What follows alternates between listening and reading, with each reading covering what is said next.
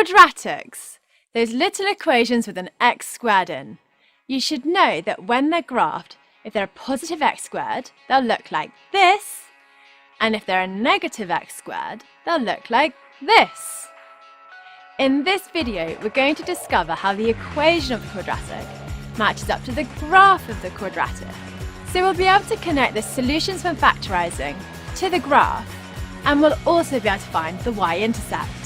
In part 2, we're going to look at the turning points and the axes of symmetry of the quadratic. So there's a few things to discover about the graphs of quadratics beyond the fact that they're either U-shaped or N-shaped. Before we get started, another name for the solutions are roots. So 3 and -1 are the roots of this quadratic. So let's jump straight in and have a look at the graph. What do you notice about the roots when factorised and where the graph crosses the x-axis? I'm sure that you spotted that when you factorise a quadratic, the roots are exactly where the quadratic function crosses the x-axis. This information is really helpful when sketching a quadratic.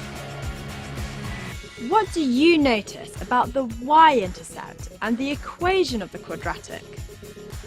Did you spot that the number on its own in the equation is the y-intercept? So straight away, when we have a quadratic equation, we already know what shape it is. So positive x squared is a smiley U shape, and a negative x squared is a sad N shape.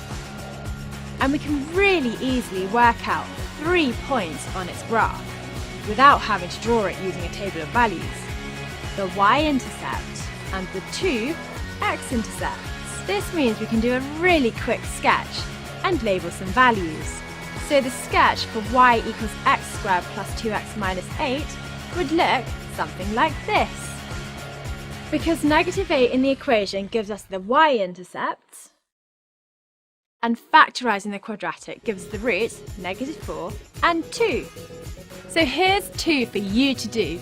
Sketch the quadratics, giving the correct shape and labelling 3 points on the axes. Watch out for the negative quadratic. Pause the video, sketch the quadratics and click play when you're ready to check. You should have sketches that look something like these, with these values marked on. So there we have sketching quadratics, making use of the roots and the y-intercept. In the next video, we'll also look at the turning points, so the maximum or minimum point on the quadratic. They make use of the fact that quadratics are symmetrical, so we'll also discover what the axes of symmetry is.